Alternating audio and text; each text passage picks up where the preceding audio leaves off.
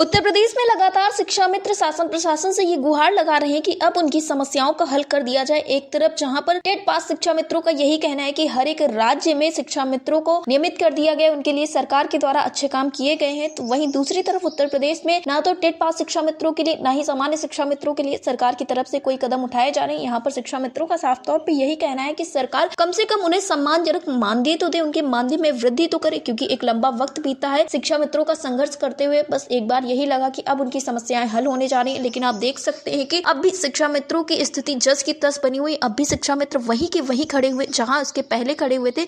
बस शिक्षा मित्रों की समस्याएं जो है वो और ज्यादा बढ़ती हुई चली जा रही हैं। और उस बीच में ये भी देखने को मिला कि सरकार की तरफ से जितने भी कार्य इन शिक्षा मित्रों को दिए गए वो सारे कार्य शिक्षा मित्रों के द्वारा बखूबी निभाए गए। हर एक कार्य को, हर एक ड्यूटी को पूरी ईमानदारी और निष्ठा के साथ निभाया गया। लेकिन आप देख सकते हैं कि स्थितियों में कोई बदलाव नहीं हुआ है शिक्षा मित्रों की। शिक्षा मित्र हर एक कार्य को पूरे मनोयोग से, पूरी कर्तव्य और निष्ठा के साथ करते हुए नजर आए। लेकिन सरकार का जो कर्तव्य है वो कर्तव्य न जाने क्यों सरकार नहीं निभा रही। एक तरफ तो ये कहा जाता है कि उत्तर प्रदेश के मुख्यमंत्री काफी ज्यादा यशस्वी हैं, मुख्यमंत्री योगी आदित्यनाथ बहुत कुछ अच्छा कर रहे हैं, सबको न्याय दिलाते हैं। तो यहाँ पर शिक्षा मित्रों का यही कहना है कि इन सारी चीजों की वजह से कहीं न कहीं मुख्यमंत्री योगी आदित्यनाथ की भी जो छवि है वो धूमिल होती हुई नजर आ रही है, क्योंकि सरकार स्वयं वादे करती है शिक्षा मित्रों से, उसके बाद इनकी समस्याओं का हल नहीं होता। फिलहाल इस विषय पर ज्यादा जानकारी देते हुए और आगे की रणनीति के विषय में बताते हुए शिक्षक शिक्षा मित्र उत्थान समिति उत्तर प्रदेश के प्रदेश अध्यक्ष गुड्डू सिंह ने क्या कुछ कहा, आप भी सुनिए। गुड्डू जी, आपका हमारे चैनल अटल टीवी पे बहुत बहुत स्वागत है। जी नमस्कार मैडम। गुड्डू जी, जिस तरह से देखने को मिल रहा है कि उत्तर प्रदेश के शिक्षा मित्र लगातार सरकार से इस बात की गुहार लगा रहे हैं कि अब उनकी समस्याओं का हल कर दिया जाए, लेकिन इस बीच में देखने को मिला कि सरकार की तरफ से शिक्षा मित्रों और अनुदेशकों के लिए नहीं, लेकिन अन्य विभाग के कई जो कर्मचारी हैं उनके लिए, इसी के साथ सांसदों और विधायकों के लिए कई अच्छे कदम उठाए गए हैं। जबकि आप लोग लगातार विधायकों के जरिए, सांसदों के जरिए भी सरकार तक अपनी बातों को पहुंचाते हुए नजर आए। तो आखिर इसके पीछे का क्या कारण है कि सरकार इतना पीछे हट रही है आप लोगों की समस्याओं के हल के लिए? समस्याओं के हल के लिए मैडम बस यही कहूंगा, क्योंकि आपने देखा होगा कि आश्वासन तो बराबर दिए जा रहे हैं जी। कभी भी हम लोगों को, चाहे शिक्षा मंत्री से हम मिले, चाहे किसी मंत्री से मिले जी, या आप न्यूज़पेपर में भी देख रहे होगे, तो कहीं न कहीं न्यूज़पेपर अपने आप से तो नहीं छाप देते हैं जी, कि भाई पूरी की पूरी आप झूठी छाप देंगे, लेकिन कहीं न कहीं कोई बातें होती हैं जब सामने निकल के आती हैं जी, तो कहीं न कहीं कुछ तो आश्वासन दिए जाते हैं, लेकिन गवर्नमेंट अभी उस चीज को पूरा नहीं कर रही है, नहीं कर पा रही है। तो इसके पीछे की वजह नहीं जान सकता मैं जी, लेकिन बस इतना जरूर कह सकता हूँ कि इतना जरूर सोचना चाहिए, जैसे आपने अभी बताई सांसदों की बात। जी, ऑलरेडी इस देश में मैं यही देख रहा हूँ कि जबकि कहीं पर भी किसी भी समाज में हमेशा क्या होता है कि जो नीचे दबा कुचला व्यक्ति होता है या जिसकी जो आर्थिक स्थिति से कमजोर होता है उसको ऊपर लाने का प्रयास किया जाता है जी। और जबकि यहाँ पर तो मैम बिल्कुल उल्टी स्थिति दिख रही है कि जैसे आप ही देख रहे हो कि जिनका ऑलरेडी वेतन बढ़ोतरी है, उनके चाहे टीए हो, डीए हो या जो भी आप देख रहे हो, सब बढ़ोतरी होती है। लेकिन जो हम लोगों को मात्र, जैसे शिक्षा मित्रों की बात ले लो या अनुदेशकों की ले लो, या जो मात्र 10,000 रुपए मिलते हैं जी। एक दिन का, मात्र 333 रुपए मिलता है जी। और सोच लो कि इस महंगाई में एक परिवार चलाना, मतलब बच्चों की केवल और केवल फीस जमा करना मुश्किल है। हम लोग कैसे चला रहे हैं, लेकिन इस पर सरकार को कम से कम विचार करना चाहिए।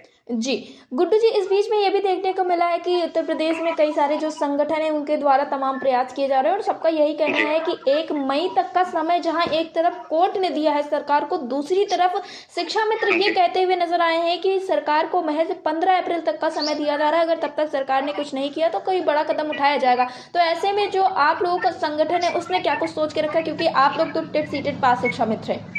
जी, जैसा कि मैम आपको पता है कि हमारा संगठन जो है टेट सीटेट उत्तीर्ण शिक्षा मित्रों का लगभग, जिनकी संख्या 50,000 की है। और आपने देखा होगा कि हम लोगों ने हमेशा सरकार के साथ मिल करके, सरकार के साथ कंधे से कंधा मिलाकर उनके साथ भागीदारी हमेशा की है, चाहे वो कुंभ का कार्यक्रम रहा हो या जैसे कोई भी शिक्षा या शिक्षा से संबंधित कार्यक्रम हो, कुछ भी हो, हम लोग हमेशा सरकार के साथ ही कदम से कदम मिला के चल रहे हैं।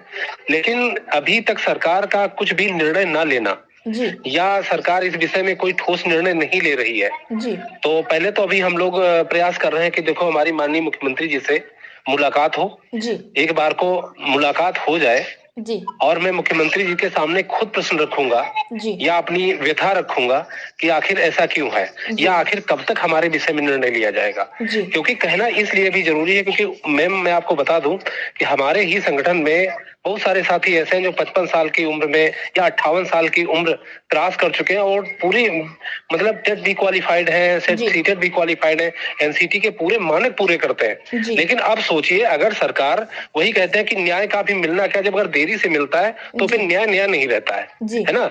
आप जब वो व्यक्ति मान लो जिसका 1 साल बचा है वो रिटायर ही हो जाएगा तो फिर वही एक वर्षा जब कृषि सुखानी तो वो वाली दशा है। और रही बात जैसे संघर्ष की तो हम लोग पूरी तरह से लगे हुए हैं, प्रयास भी कर रहे हैं। और अगर मान लो गवर्नमेंट जैसे आपने बताया 1 मई तक कुछ करती है नहीं करती है तो उसके विषय में जो भी हमारे संवैधानिक हमको संविधान ने अधिकार दिए हैं हमारी मांगने के या सरकार से अनुनय विनय करने के तो वो किए जाएंगे। और जैसे कि आपने बात बताई कोर्ट की तो हालांकि जैसे कि अभी कई सारी जो भर्तियां हुई तो हमेशा कोर्ट ने जो सरकार ने हमेशा कोर्ट के आदेशों का पालन किया है। बस एक चीज मैं कहना चाहता हूं कि जो ऑर्डर सरकार के पक्ष में होते हैं वो तो तुरंत मान लिए जाते हैं, लेकिन जरा से भी कहीं किसी कर्मचारी के पक्ष में है तो इतना विलंब क्यों किया जाता है, एक बहुत बड़ा प्रश्नवाचक चिन्ह है। और जो मानदेय बढ़ोतरी के संबंध में भी माननीय इलाहाबाद हाईकोर्ट ने टिप्पणी की है या उसमें अटेम्प्ट भी मतलब हो गए हैं कि कई सारे अटेम्प्ट हो चुके हैं और हमेशा सचिव को बराबर तलब किया जा रहा है। तो कम से कम वो डेट पर डेट लेकर मतलब दूर हट रहे हैं तो कम से कम इस विषय में सरकार को एक ठोस निर्णय लेना चाहिए। इससे एक कहीं न कहीं सरकार की छवि पे जरूर सवाल उठता है। और जैसा कि माननीय हमारे मुख्यमंत्री जी की छवि पूरे विश्व में विख्यात है और कहीं न कहीं कुछ अधिकारियों के कारण या ठोस निर्णय न ले पाने के कारण हमारे माननीय योगी जी की भी कहीं न कहीं छवि इस विषय में धूमिल होती है। तो ऐसा सरकार को निर्णय लेना चाहिए और मानदेय बढ़ोतरी तो मैडम हर हाल में करनी चाहिए। और रही बात टेट पास की तो इनको तो हर राज्यों ने, जितने बीजेपी शासित राज्यों ने इनको नियमित कर दिया है तो कम से कम टेट जितने लोग योग्यता रख रहे हैं उनको तो नियमित करना चाहिए और बाकी लोगों के लिए एक सम्मानजनक मानदेय सरकार को कर देना चाहिए। जी गुड्डू जी, एयरटेल टीवी से जुड़ने के लिए धन्यवाद। धन्यवाद।